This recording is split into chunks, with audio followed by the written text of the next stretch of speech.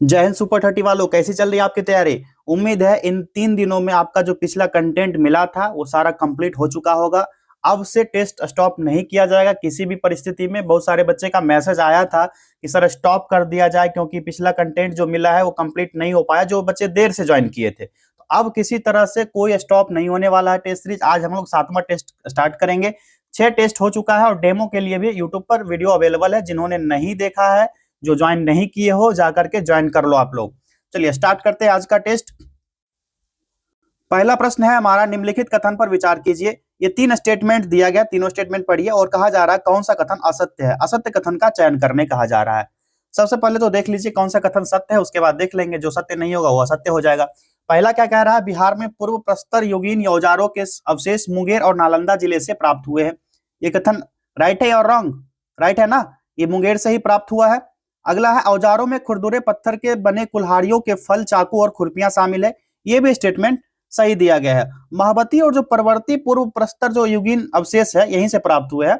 और नव प्रस्तर युग के अवशेष सारण और वैशाली जिलों में मिलता है। ठीक है, और इनमें छोटे आकार के पत्थर हो गए, कहीं कहीं हड्डी के भी बने औजार इसमें शामिल होते हैं। और ताम प्रस्तर युग की बात कही जाए तो इसका अवशेष जो होता है सारण, वैशाली, गया और वरना जिला से मिलता है। अगर ताम्र प्रस्तर का पूछा जाए, ताम्र प्रस्तर का कहां मिलेगा, तो एक तो हो गया, ये भी हो गया, इसको भी शामिल कर लो, वैशाली भी शामिल कर लो, तीसरा शामिल कर लो गया, और चौथा शामिल कर लो वरना जिला।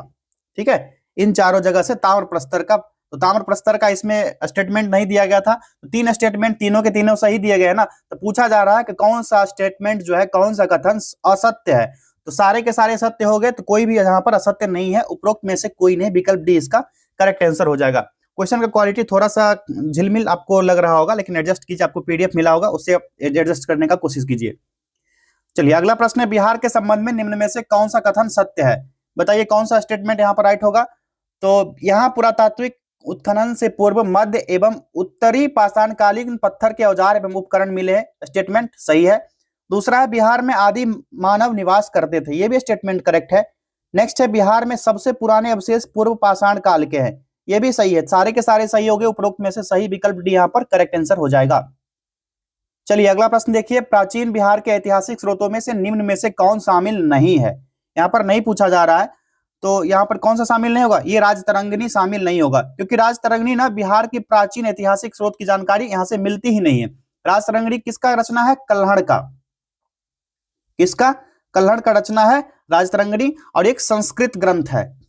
कौन सा, संस्कृत ग्रंथ है राजतरंगिणी। और इसका शाब्दिक अर्थ होता है राजाओं की नदी। राजतरंगिणी का अर्थ क्या होता है, राजाओं की नदी। राजाओं की नदी, इतने डेप्थ में नहीं जाना है, लेकिन हो सकता है पूछा जाए तो ये आप लोग टिक करके आना। राजाओं की नदी जिसका मतलब होता है राजाओं का इतिहास या समय प्रवाह, जिसमें कश्मीर का इतिहास वर्णन है, आप सभी को पता है। ये किसके शासनकाल में ग्रंथ लिखा गया, कमेंट करो आप लोग। अगला है, बिहार में मानव निवास का इतिहास कितना प्राचीन है। यह हो जाएगा 1,00,000 वर्ष, विकल्प ए करेक्ट आंसर। बिहार में ताम्र प्रस्तर युग के परवर्ती चरण के अवशेष कहां से प्राप्त हुए हैं। ये मिले हैं कहां से, तो ये मिला है चिरांद, चेचर, सोनपुर, सारे हो जाएंगे। विकल्प डी यहां पर करेक्ट आंसर होगा। ये चारों के चारों हो जाएंगे यहां पर। ठीक है, और पटना जिला है ना, पटना के मनेर से भी मिला है। पटना के मनेर से भी, पटना को भी इसमें शामिल कीजिए, मनेर पटना। ठीक है, सोनपुर का पार्ट तो हो ही गया, चेचर हो ही गया, ये सारे हो गए। और गया को भी शामिल करो इसमें, गया का भाग। और उत्खनन में क्या मिला है, इन सारे जगह पर उत्खनन में मृदभांड और बर्तन मिला है। मृदभांड और बर्तन मिला है। चलिए अगला प्रश्न देखिए, बिहार में आदि मानव की उपस्थिति में आरंभिक साक्ष्य किस युग के मिलते हैं।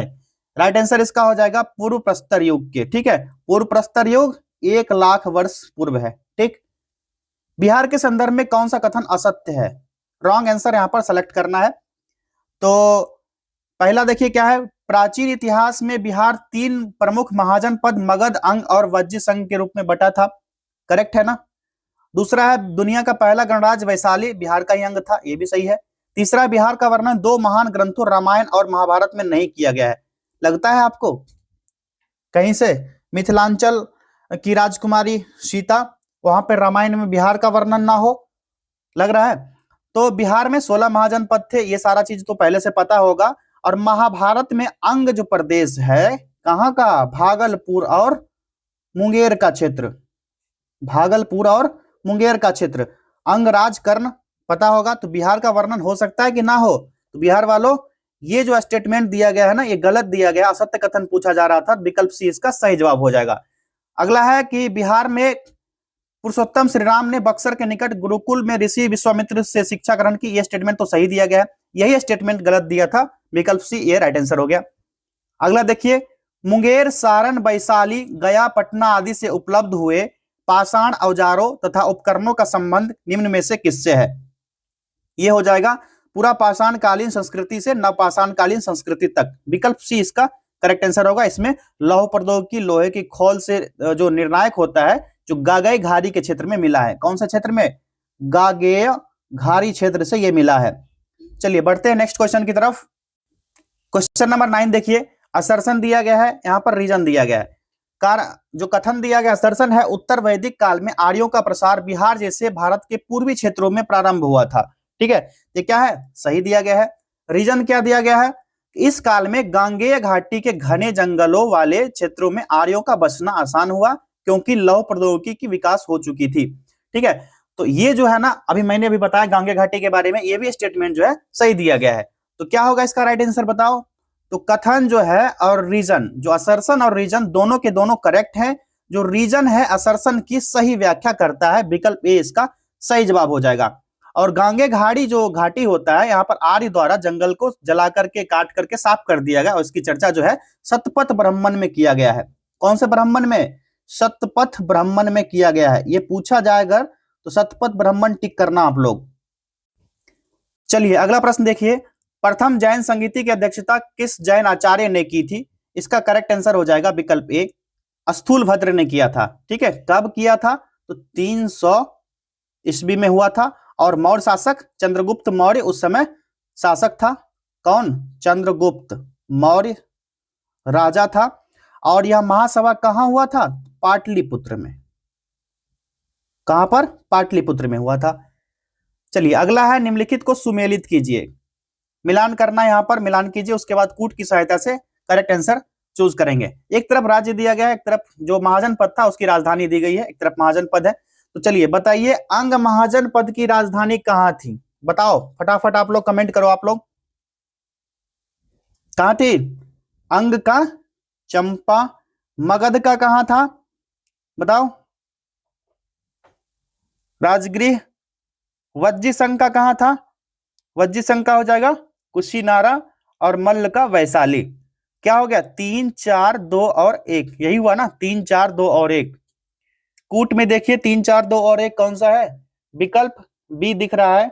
आप लोग को थोड़ा धुंधला अगर दिख रहा हो तो आप लोग पीडीएफ निकलवाए होंगे, क्योंकि आपको पीडीएफ अप्रॉक्स सुबह में ही भेज दिया गया होगा, अभी 2 बज रहे हैं।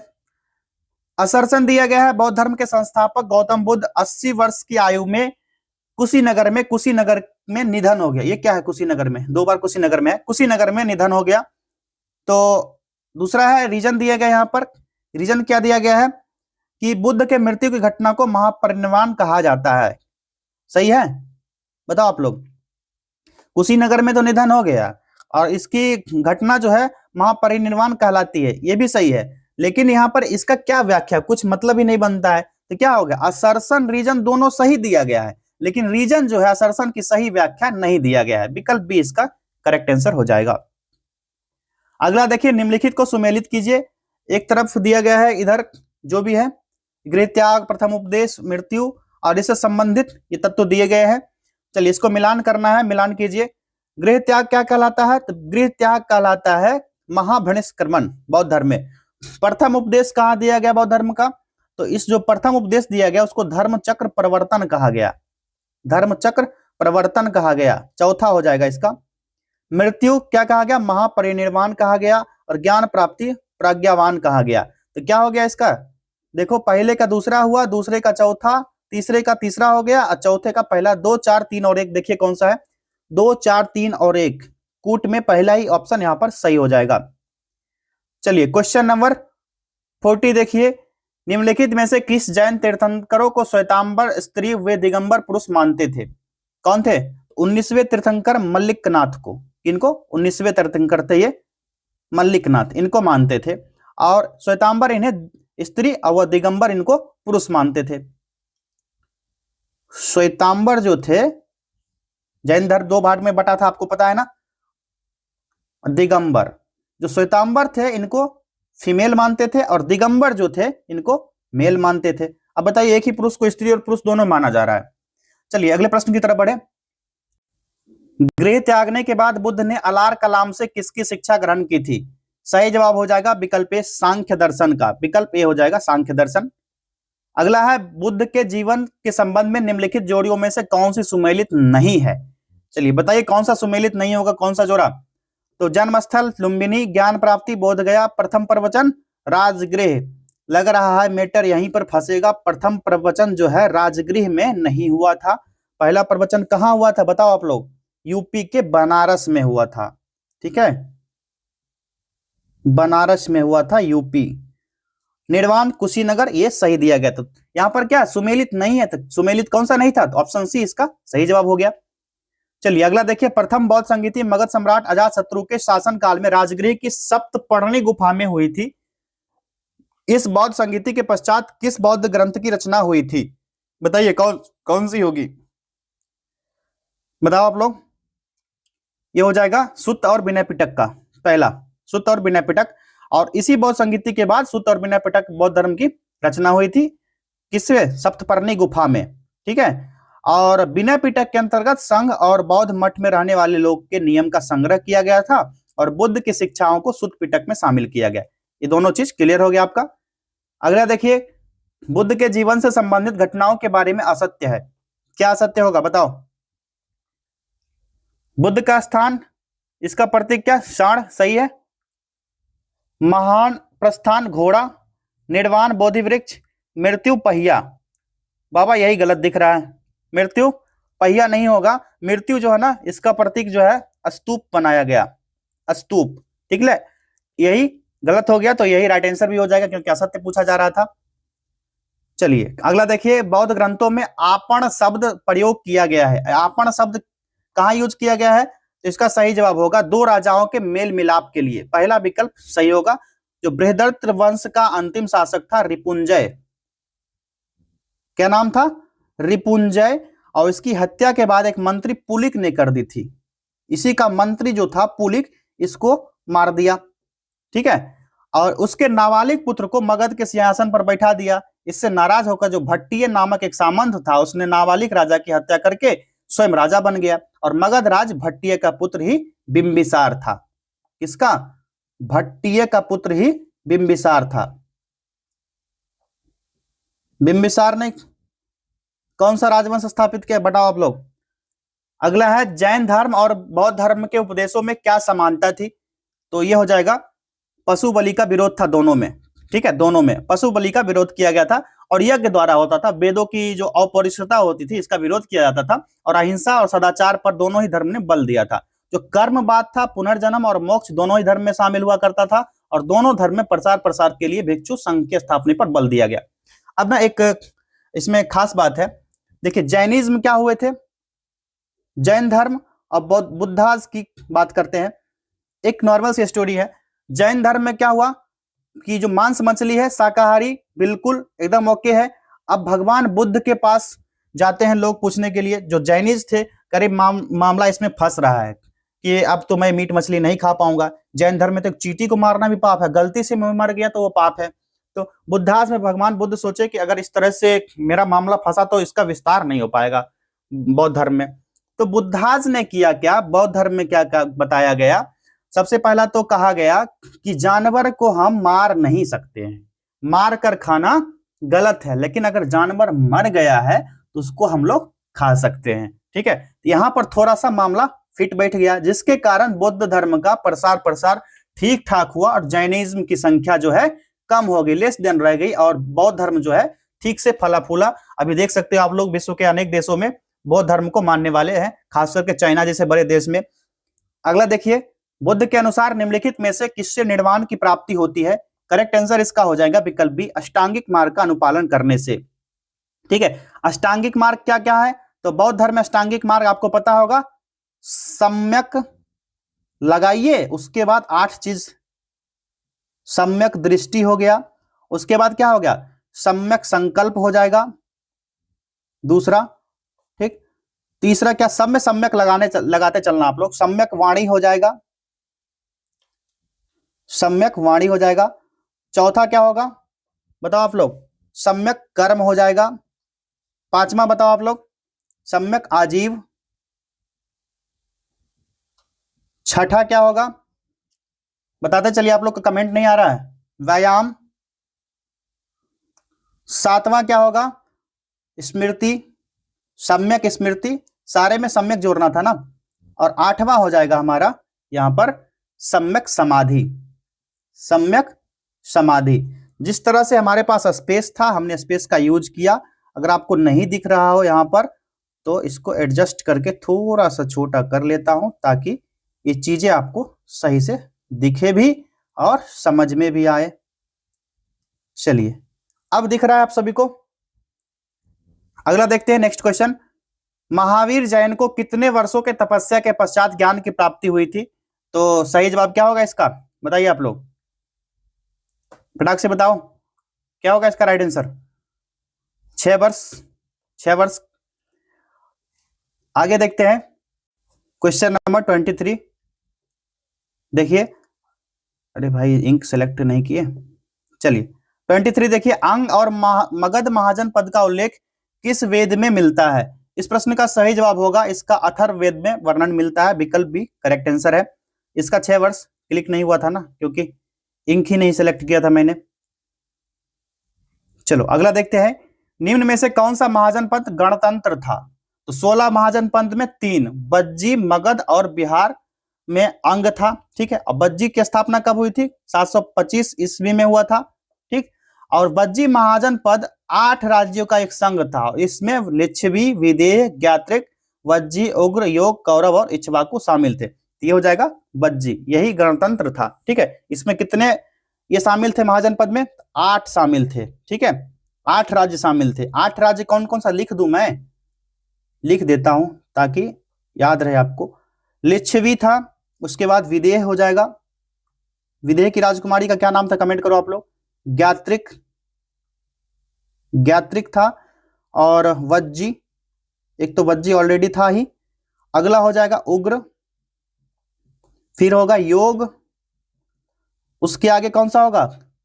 कौरव, और था इक्ष्वाकु। ये सारे 1 2 3 4 5 6 7 8 वज्जी संघ के 8 राज्य थे। चलिए इसको भी अब ना एडजस्ट कर देते हैं कहीं पर। चलिए आगे देखते हैं, नेक्स्ट क्वेश्चन नंबर 25। बिहार में 3 महाजन पद के क्षेत्र स्थित थे, इसकी विस्तृत जानकारी कहां से प्राप्त होती है? करेक्ट आंसर इसका हो जाएगा विकल्प बी, अंगुत्तर निकाय से।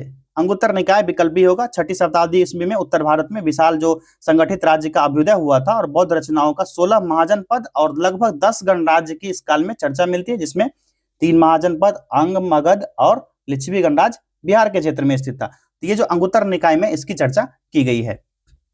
अगला देखिए, लिच्छवी गणराज्य के संदर्भ में कौन सा कथन असत्य है? रॉन्ग स्टेटमेंट सेलेक्ट करना है, बताइए कौन सा होगा। पढ़िए, बिहार में स्थित 3 महाजन पद में लिच्छवी गणराज्य भी था ना, बिल्कुल था। अगला है, यह गंगा नदी के उत्तर में था, ये भी सही है। इसकी सीमाएं वर्तमान वैशाली और पटना जिलों तक फैली हुई थी ना बाबा, इसकी सीमाएं जो है वैशाली और मुजफ्फरपुर तक था। बिहार का मुजफ्फरपुर जो है यहां तक सीमा था, तो ये स्टेटमेंट गलत हो गया। अगला देखिए, सर्वप्रथम लोकतांत्रिक गणराज्य का बीजारोपण लिच्छवी से हुआ था, ये सही दिया गया है। तो तीसरा स्टेटमेंट गलत था, असत्य पूछा जा रहा था, तो विकल्प सी ही इसका करेक्ट आंसर हो जाएगा। आगे देखिए, आजीवक संप्रदाय के संस्थापक मक्खली गोसाल की मृत्यु किस संघर्ष में हुई थी? तो इसका राइट आंसर हो जाएगा विकल्प ए, ठीक है, मगध का लिच्छवी, ठीक है, पहला ही हो जाएगा। और आजीवक संप्रदाय के संस्थापक थे ये मक्खली गोसाल, इनकी मृत्यु कहां हुई थी? मगध के लिच्छवी में संघर्ष के दौरान हुआ था, ठीक है। ये तीनों स्टेटमेंट क्या है? गलत दिया गया। आगे देखिए, महाजन पद और उसको अंत करने वाला शासक के बारे में कौन सा कथन असत्य है? बताइए।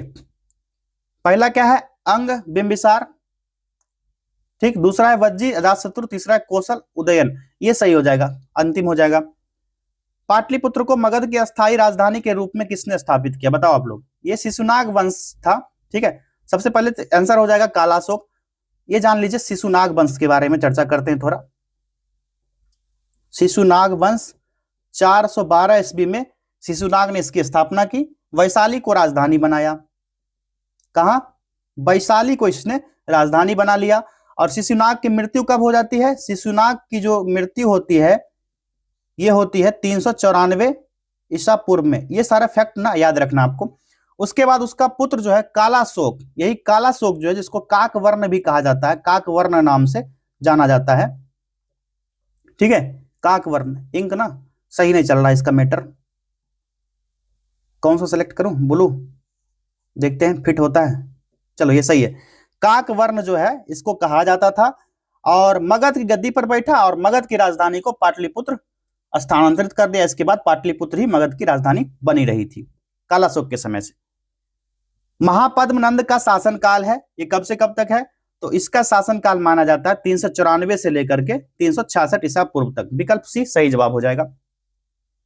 इनमें से किस शासक को उग्रसेन का भी नाम दिया गया है, कौन सा शासक था बताओ आप लोग, उग्रसेन का नाम किसको दिया गया है, चलिए जल्दी से बताइए आप लोग, कमेंट कीजिए। चलिए क्वेश्चन नंबर 31 देखना है ना, क्या होगा इसका, क्या पूछा जा रहा है। उग्रसेन का नाम दिया गया था कालाशोक। यहां पर 3-4 वंश के नाम दिए गए डायरेक्ट। शिशुनाग, इसका शासनकाल 344 से लेकर के कब से कब तक था, 344 से 412 से होगा, ईसा पूर्व में होगा, उल्टा हो गया, इसको छोटा कर भाई। चलिए, शिशुनाग वंश कब से कब तक शासन किया था, 412 से लेकर के 344 ईसा पूर्व तक।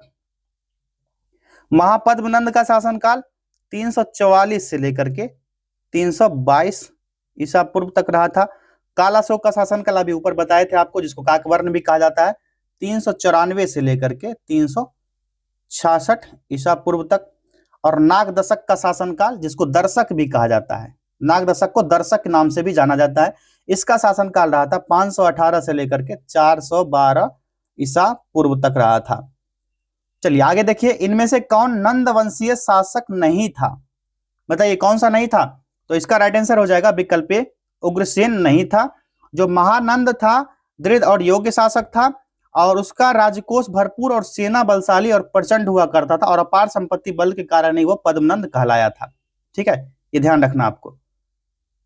इसमें से किस लेखक ने कहा कि धनानंद के पास 2000 अश्वरोही और 3000 हाथी थे, किसने कहा, एक यूनानी लेखक कर्टियस थे, कर्टियस इसी ने कहा था, विकल्प बी, कर्टिमस लिखा गया है, ये कर्टियस होगा, ठीक है। और घनानंद के पास 20,000 अश्वरोही, 2 लाख पैदल सेना, कितना, 2 लाख पैदल सेना,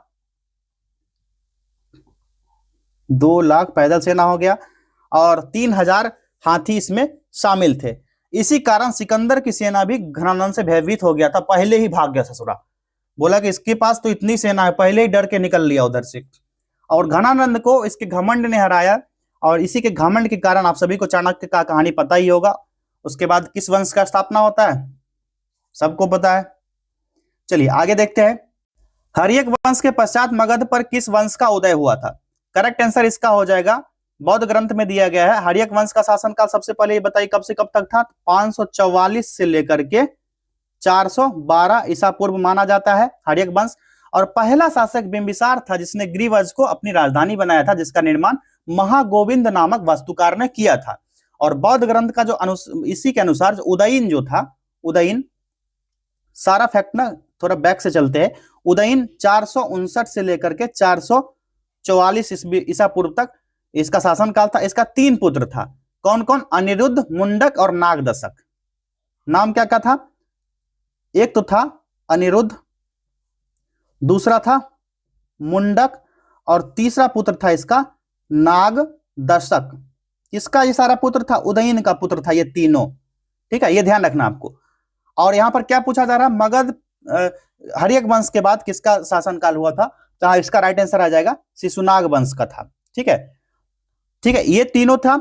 और एक चौथा पुत्र था इसका, नागदशक। ठीक है, तीसरा ही था ना नागदशक, 4 पुत्र कहां से आएगा, तीसरा ही पुत्र था नागदशक, इसी का शासन काल था। ठीक, आगे देखिए, गार्गी संहिता में पाटलिपुत्र पर यवनों के आक्रमण की उल्लेख वर्णित है। यह आक्रमण किसके शासन काल में हुआ था? इस प्रश्न का सही जवाब हो जाएगा विकल्प बी, पुष्यमित्र शुंग के समय में हुआ था। और यवन शासक में सबसे शक्तिशाली कौन था? नाम ही काफी है बाबा, डर लगता है, सिकंदर महान। निम्नलिखित में से अशोक द्वारा धर्म प्रचार के साधन में शामिल है, इसमें क्या शामिल होगा? तो विदेशों में धर्म प्रचारक भेजना, धर्म लिपियों का खुदवाना, राजकीय पदाधिकारियों की नियुक्ति करना, उपयुक्त सभी हो जाएगा। अशोक ने ना जो अपने धर्म का प्रचार प्रसार करने के लिए अपने पुत्र और पुत्री को भी श्रीलंका भेजा था। आगे देखिए, मौर्यकालीन मंत्रिपरिषद के संदर्भ में कौन सा कथन सत्य नहीं, यानी कि गलत कथन पूछा जा रहा है।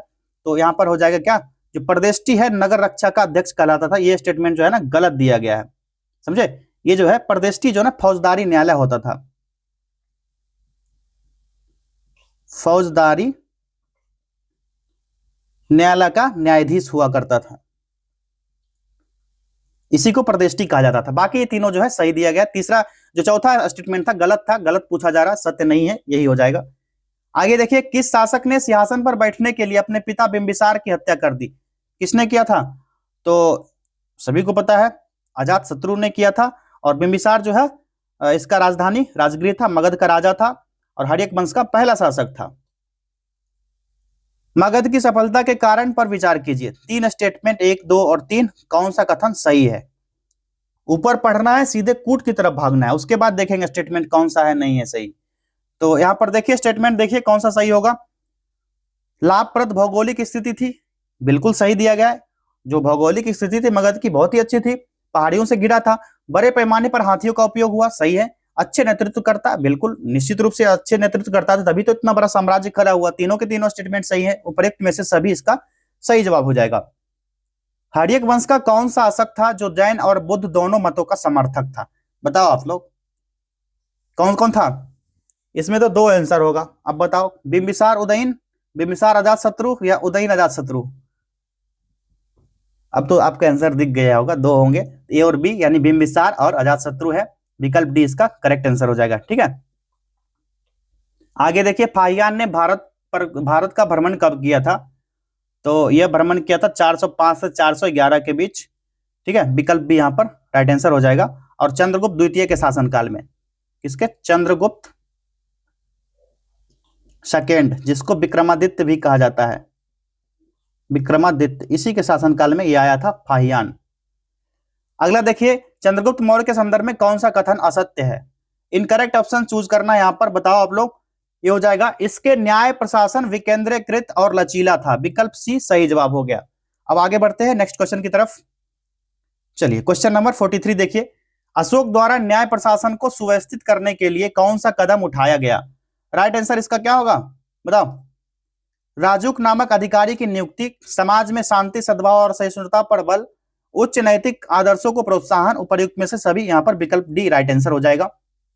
जिन लोगों ने सुपर 30 ज्वाइन नहीं किया, सुपर 30 ज्वाइन कीजिए, इसमें 42 इंपॉर्टेंट टॉपिक शामिल किए जाएंगे।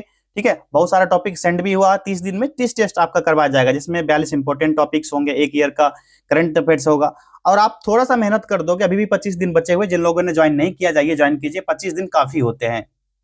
जाइए फटाक से इसको ज्वाइन कीजिए। पेपर 1 में 5 टेस्ट, दूसरे पेपर में 15 टेस्ट और तीसरे पेपर में 10 टेस्ट करवाया जाएगा।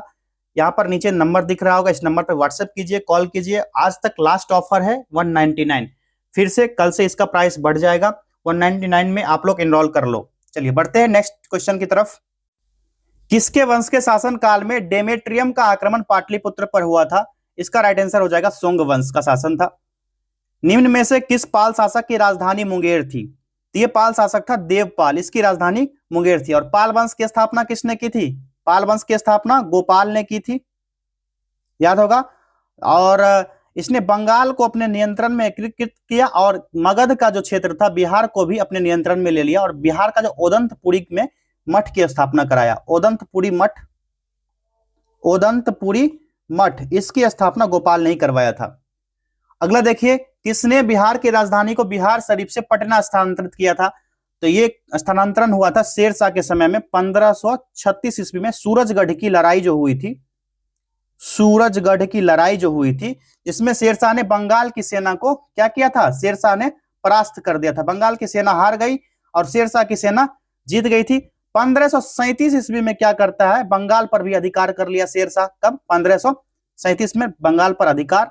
फिर 1539 का समय आता है, 1539, इसमें शेरशाह और हुमायूं के बीच बक्सर के समीप चौसा की लड़ाई होती है। चौसा की लड़ाई 1539, डेट याद रखना, ठीक। फिर आता है डेट 1540 का ईयर, इसमें क्या होता है, कन्नौज और बिलग्राम की लड़ाई होती है। बिलग्राम की लड़ाई कब? 1540 ईस्वी में, जिसमें शेरशाह और हुमायूं को, शेरशाह जो फिर से हुमायूं को पराजित कर देता है और अपने आप को सुल्तान घोषित कर लेता है। कहां का? दिल्ली का। और शेरशाह द्वारा पटना का दुर्ग बनवाया गया और 1541 ईस्वी में शेरशाह ने इस नगर को पुनः बिहार की राजधानी बनाया था। किसको? पटना को, 1541 में, ठीक है। तो राइट आंसर क्या हो गया? विकल्प सी, शेरशाह। आगे देखिए, मध्यकालीन बिहार से संबंधित इन स्रोतों को सही करें। ये जो है ना सोर्स दिया गया, इसको सही करना है, कुल मिलाकर इसको मिलान करना है। साफ शब्दों में कहें तो इसको मिला लेते हैं। एक तरफ ना दिया गया है मध्यकालीन स्रोत और दूसरे तरफ दिया गया है इसके लेखक कौन थे। तारीख शेरशाही के लेखक कौन थे? तो ये कौन हो जाएंगे, बताओ आप लोग। तारीख शेरशाही तो अब्बास सरवानी, आगे है वकीयत मुस्ताकी, रिजकुल्लाह, अफसनाए शाह, शेख कबीर। अरे भाई, तो सारा का सारा सेम दिया गया, इसमें कर क्या रहा है फिर? कुछ नहीं है। विकल्प बी 1 2 3 4 सही तो दिया गया है सारा का सारा। चलो आगे देखते हैं, मध्यकालीन बिहार के इतिहास की जानकारी की स्रोतों में शामिल नहीं है। कौन सा शामिल नहीं होगा बताओ? तो नुहानी राज्य के क्षेत्र शामिल है, मिथिला क्षेत्र के लिखे गए गोय ग्रंथ सही सही इसमें शामिल तो है ऑलरेडी, विद्यापति की रचित कीर्ति कलिता जो भी शामिल है इसमें, तो कोई नहीं होगा, सारे के सारे इसमें शामिल है, इंक्लूडेड है, ऑल इंक्लूडेड, ठीक है। विकल्प डी इसका राइट आंसर हो जाएगा। और कर्नाट वंशीय शासक जो हरि सिंह था, इसके पश्चात मिथिला में जो राजनीतिक अराजकता का माहौल फैला था, इसकी जानकारी यहीं से मिलती है। किसमें? कीर्तिलता से, इसी कीर्तिलता से इसकी जानकारी मिलती है। आगे देखिए, मध्यकाल में बिहार शरीफ का नगर महत्वपूर्ण रहा था। किस लिए महत्वपूर्ण रहा था? ये 4 स्टेटमेंट दिया गया, बताइए। तो इसका इंपोर्टेंस का रीजन था कि ये विद्या के केंद्र के रूप में अवस्थित था, प्रशासनिक केंद्र भी था और धार्मिक केंद्र था, व्यापार का केंद्र नहीं था। विकल्प सी हो जाएगा 2 3 और 4। कर्नाट वंश का अंतिम शासक कौन था?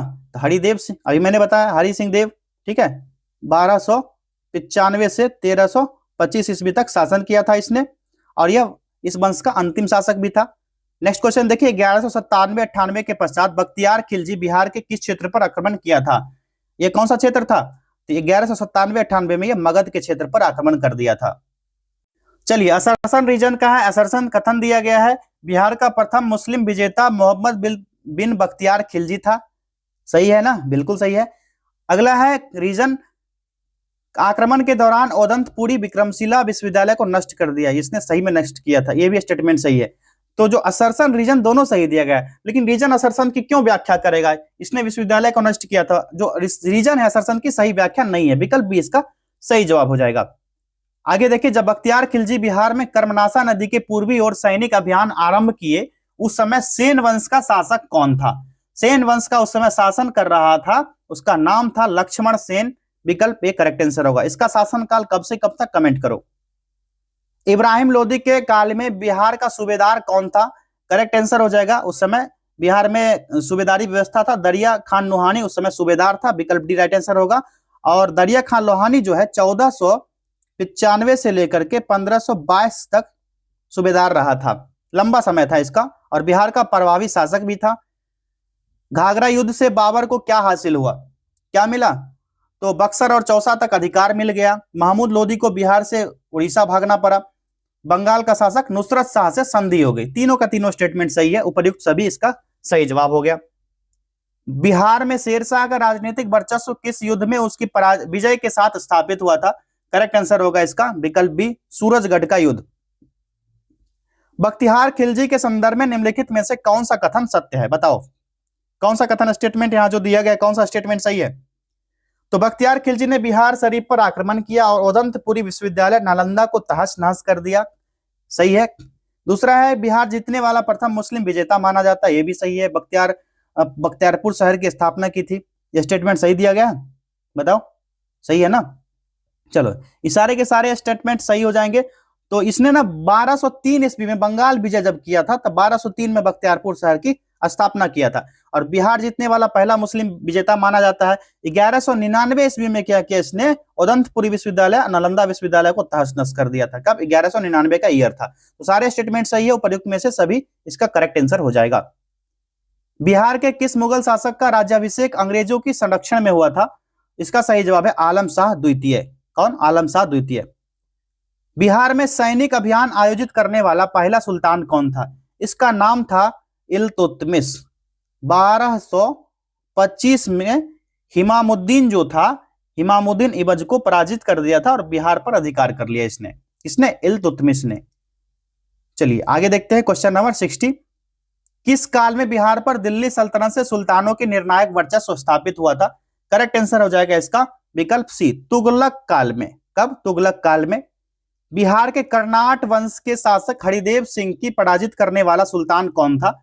इसका राइट आंसर हो जाएगा विकल्प बी, ठीक है, गयासुद्दीन तुगलक। 1324 ईस्वी में बंगाल अभियान से वापसी पर गयासुद्दीन तुगलक ने बिहार के कर्नाट वंश के सम्राट जो हरि सिंह थे, इनको पराजित कर दिया था।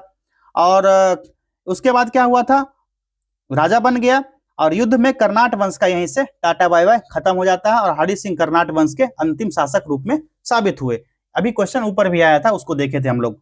आगे देखिए, मोहम्मद बिन तुगलक ने बिहार के किस नगर का नाम तुगलकपुर कर दिया था? बताइए कौन सा शहर था ये? दरभंगा। दरभंगा जो मिथिला का क्षेत्र है, ठीक है, तुगलकपुर रखा गया था, जो वर्तमान में अभी दरभंगा है। बिहार के प्रारंभिक तुर्क गतिविधियों के संदर्भ में महत्वपूर्ण जानकारी के प्रमुख स्रोत कौन से हैं? ये हो जाएगा विकल्प ए, तबकात ए नासिरी। और तबकात ए नासिरी जो है, बिहार में प्रारंभिक तुर्क आक्रमण की गतिविधि के बारे में जानकारी मिलता है। मिनहाज उस सिराज ने लिखा था इसको, उसका नाम है मिनहाज उस सिराज। दिख रहा है ना आपको सही से, ये मौ है, मिनहाज उस सिराज ने लिखा था।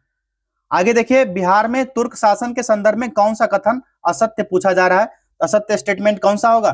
करेक्ट आंसर हो जाएगा यहां पर, देखिए पहले सत्य हो जाएगा तो मामला ही नहीं बनेगा। तुर्क सत्ता का स्थापना 1197-98 में है, सही है। तुर्क सत्ता के संस्थापक बख्तियार खिलजी। तुर्क आक्रमण के समय मगध में कोई स्थिर राजशक्ति नहीं, ये भी सही है। कोई भी यहाँ पर स्टेटमेंट जो है गलत दिया ही नहीं गया, तो क्या होगा, उपयुक्त में से कोई नहीं। सारे के सारे स्टेटमेंट जो है सही दिए गए हैं, तो गलत स्टेटमेंट है ही नहीं, तो कहां से गलत करेंगे? विकल्प डी यहाँ पर करेक्ट आंसर हो जाएगा। आगे देखिए, तुगलक कालीन अरबी लेखक इब्न ए फदुल्लाह ए अमीरों ने बिहार के चर्चा किस शासक के साम्राज्य के रूप में किया है? इसका राइट आंसर हो जाएगा विकल्प बी, मोहम्मद बिन तुगलक के शासनकाल में। बंगाल से लौटते समय मार्ग में गयासुद्दीन ने बिहार के किस क्षेत्र पर आक्रमण किया था? करेक्ट आंसर इसका हो जाएगा विकल्प ए, तिरहुत मिथिला का क्षेत्र था, और राजा हरि सिंह देव पर आक्रमण किया था, ठीक है। और इसी ने तुगलकाबाद जो है तिरहुत कहा था, इसी ने तुगलकाबाद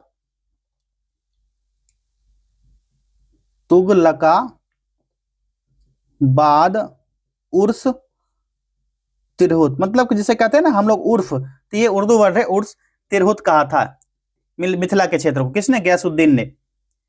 आगे देखिए, सिकंदर लोदी के बिहार अभियान के परिणाम स्वरूप बंगाल के शासक अलाउद्दीन हुसैन शाह के साथ हुई संधि के संदर्भ में कौन सा कथन सत्य दिया गया है? राइट स्टेटमेंट पूछा जा रहा है, ये हो जाएगा मुंगेर दोनों के बीच का सीमा निर्धारित हुआ, सही है।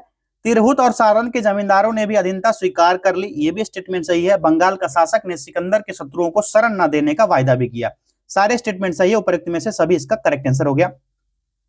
चलो आगे बढ़े, क्वेश्चन नंबर 68 देखिए, इल्तुतमिश ने किसे पराजित कर बिहार पर अधिकार किया था? अब टू दी पॉइंट आएगा, हिसामुद्दीन एवज को। बिहार को दिल्ली सल्तनत के अधीन निम्न में से किसने किया था? इसका राइट आंसर हो जाएगा, इसका भी हो जाएगा इल्तुतमिश, विकल्प ए। और बिहार का क्षेत्र जो था इल्तुतमिश, बलबल, गयासुद्दीन तुगलक और फिरोज शाह, सिकंदर लोदी के अभियान में हुआ था, और सभी ने बिहार पर अपना वर्चस्व कायम करने का प्रयास किया था। 1225 ईस्वी में इल्तुतमिश ने हिसामुद्दीन को पराजित कर दिया और बिहार पर अधिकार किया था। कब? 1225 में। किसको पराजित किया था? हिसामुद्दीन को, इसी को पराजित कर दिया था। इल्तुतमिश जीता 1225 में और बिहार पर कब्जा किया। ईरानी यात्री अब्दुल लतीफ किस मुगल शासक के शासनकाल में बिहार आया था? इसका राइट आंसर हो जाएगा अकबर के शासनकाल में ये बिहार आया था। 1608 ईस्वी में जब आसफ खान को बंगाल का दीवान नियुक्त किया गया था तो वह उसी के साथ बिहार से होकर गुजरा था। जहांगीर ने बिहार में किसे मनसबदार नियुक्त किया था? तो मनसबदार नियुक्त किया गया था बाज बहादुर को। ठीक है, किसको? बाज बहादुर को नियुक्त किया था। किस मुगल शासक के काल में बिहार पर बंगाल के नवाबों का नियंत्रण हो गया? करेक्ट आंसर हो जाएगा नवाब शुजाउद्दीन मोहम्मद खान। विकल्प ए 1727 से लेकर के 1739 तक शासन किया। 1733 में बिहार बंगाल उड़ीसा का प्रत्यक्ष शासक ग्रहण कर लिया था। कहा? बिहार बंगाल और उड़ीसा, इस पर प्रत्यक्ष रूप से नियंत्रित कर लिया था। किसने? शुजाउद्दीन अहमद मोहम्मद खान ने। बिहार में यूरोपियन व्यापारियों के संदर्भ में विचार कीजिए। 3 स्टेटमेंट दिया गया है, उपरोक्त में से कौन सा असत्य है? यही तो मामला फंस जाता है कि असत्य पूछा जा रहा है कि सत्य पूछा जा रहा है। यहां पर असत्य पूछा जा रहा है। चलिए स्टेटमेंट देखते हैं पहले, उसके बाद देखेंगे। सबसे पहले बिहार पहुंचने वाले पुर्तगाली थे, बिल्कुल सही है, क्योंकि डच व्यापारी ने 1632 ईस्वी में पटना में फैक्ट्री लगाया था, आपको याद होगा। ठीक है, कब? 1632 में पटना में। और फ्रांसीसी व्यापारियों का व्यापारिक केंद्र चंद्रनगर था। बिल्कुल सही है, सारे के सारे स्टेटमेंट सही दिए गए थे। यहाँ पर क्या पूछा जा रहा है? असत्य है, तो सारे सत्य हैं, तो असत्य आएगा कहां से? उपरोक्त में से कोई नहीं, विकल्प डी इसका करेक्ट आंसर हो जाएगा। बिहार पहुंचने वाले प्रथम यूरोपीय कौन थे? ये कौन थे बताओ? ये पुर्तगाली थे जो पहले पहुंचे थे, और डच में हॉलैंड नीदरलैंड था, और डेन में डेनमार्क पहुंचा था। ठीक है, नेक्स्ट है, बिहार में सोरे के व्यापार का एकाधिकार अंग्रेजों का किसने प्रदान किया? सोरा। सोरा क्या होता था? बिहार में यह अधिकार दिया था किसने? मीर जाफर ने। ठीक है, मीर जाफर ने। और इसी सवाल पर सिराजुद्दौला और अंग्रेज का मतभेद भी हो गया था। दोनों के बीच 1757 की पलासी की लड़ाई होती है। पलासी की लड़ाई मेन यही माना जाता है। और सिराजुद्दौला क्या हुआ? परास्त, अंग्रेज जीत जाता है, और सिराजुद्दौला मारा भी गया। इसके बाद मीर जाफर बंगाल का नवाब बनता है, और इसी के समय में इस क्षेत्र में अंग्रेजी हुकूमत प्रारंभ हो जाता है।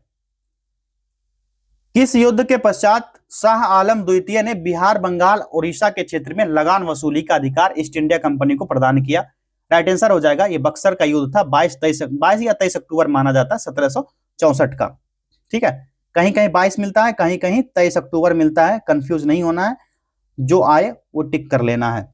अब कौन सा आयोग कौन सा आंसर सेलेक्ट करता है तो ये पता नहीं।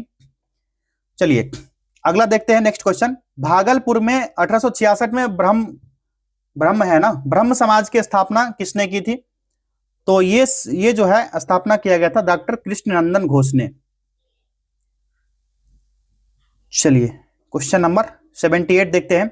78 देखिए, 1908 में बिहार प्रादेशिक सम्मेलन में पृथक बिहार प्रांत के गठन का प्रस्ताव किसने किया था? इस प्रश्न का सही जवाब हो जाएगा विकल्प बी, मोहम्मद फखरुद्दीन ने।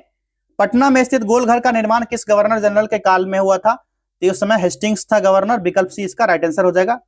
ठीक है, सॉरी, ए होगा ना, यही होगा ना। हेस्टिंग्स गोलघर का निर्माण का योजना बनाया था, इसने योजना बनाया था हेस्टिंग्स ने। ठीक है, कब कंप्लीट हुआ ये पूछा जा रहा है ना। कंप्लीट हुआ था लॉर्ड कॉर्नवालिस के समय में। ठीक है, कॉर्नवालिस के समय में हुआ था। नेक्स्ट होगा इसका राइट आंसर ना, टिक करना सी। ठीक है, ये नहीं टिक करना। इसके समय में योजना बनाई गई थी और इसके समय में संपन्न हो गया गोलघर बन के। आगे देखिए, अखिल भारतीय कांग्रेस का 37वां अधिवेशन बिहार में कहां आयोजित हुआ था? करेक्ट आंसर हो जाएगा विकल्प डी। ठीक है, विकल्प डी कहां हुआ था? गया में हुआ था। चितरंजन दास इसके अध्यक्ष बने थे 1922। जवाहरलाल नेहरू ने पहली बार किस कांग्रेस अधिवेशन में भाग लिया? इसका राइट आंसर हो जाएगा 1912 में, जो भारतीय राष्ट्रीय कांग्रेस ने पहला 27वां अधिवेशन हुआ था, राय बहादुर रघुनाथ नरसिम्हा मधुकोलकर की अध्यक्षता में बांकीपुर में हुआ था 27वां। ठीक है, कब? 1912 में। गांधी जी द्वारा बिहार में किस स्थान पर आंदोलन के नेतृत्व किया गया? ये था आप सभी को पता है, चंपारण सत्याग्रह। राजकुमार शुक्ल के कहने पर बिहार आए थे गांधी जी। बिहार के किस नेता ने महात्मा गांधी के साथ किसान आंदोलन का नेतृत्व किया था? इनका नाम है राजकुमार शुक्ल। अभी बताए, बिहार में नमक सत्याग्रह सर्वप्रथम कहां से शुरू हुआ था? यह हुआ था चंपारण और सारण से। नमक सत्याग्रह आंदोलन में महिलाओं की भागीदारी के लिए गांधी जी को राजी करने वाली महिलाओं में कौन थी? इनका नाम है कमला देवी। ठीक है, कमला देवी। और इसमें बढ़ चढ़ कर भागीदारी इन्होंने निभाया, कमला देवी जी ने।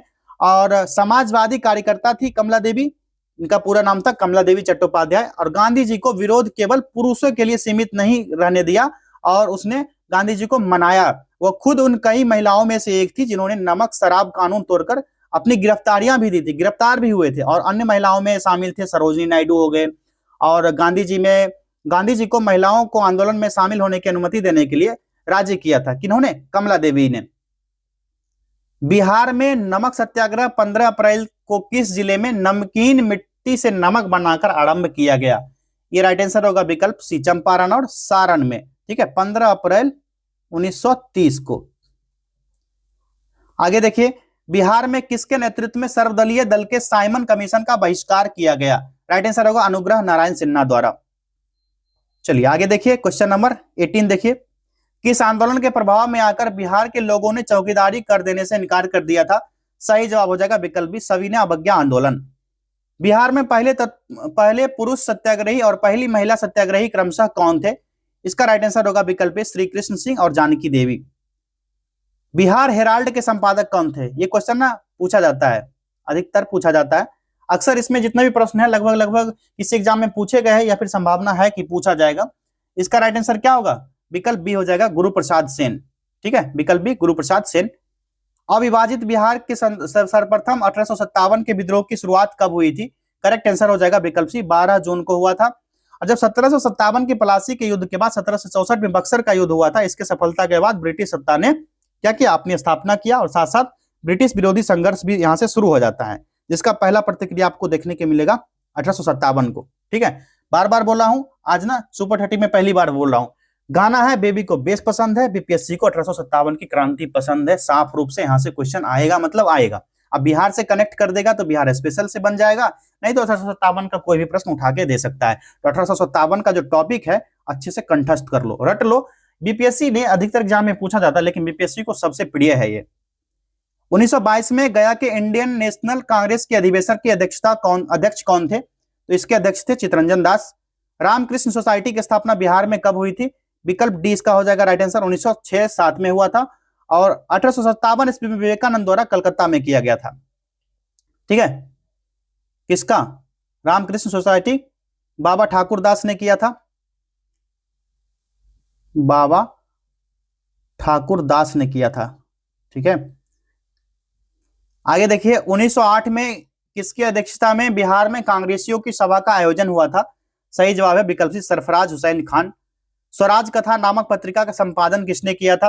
राइट आंसर, बाल मुकुंद वाजपेयी। नेक्स्ट क्वेश्चन है, बिहार में होम रूल आंदोलन के अध्यक्ष कौन थे? तो इसके अध्यक्ष बनाए गए थे मजरुल हक बनाए गए थे, और 1916 में होम रूल लीग शुरू हुआ था, और बाल गंगाधर ने होम रूल आंदोलन के दौरान लोकप्रिय नारा दिया था।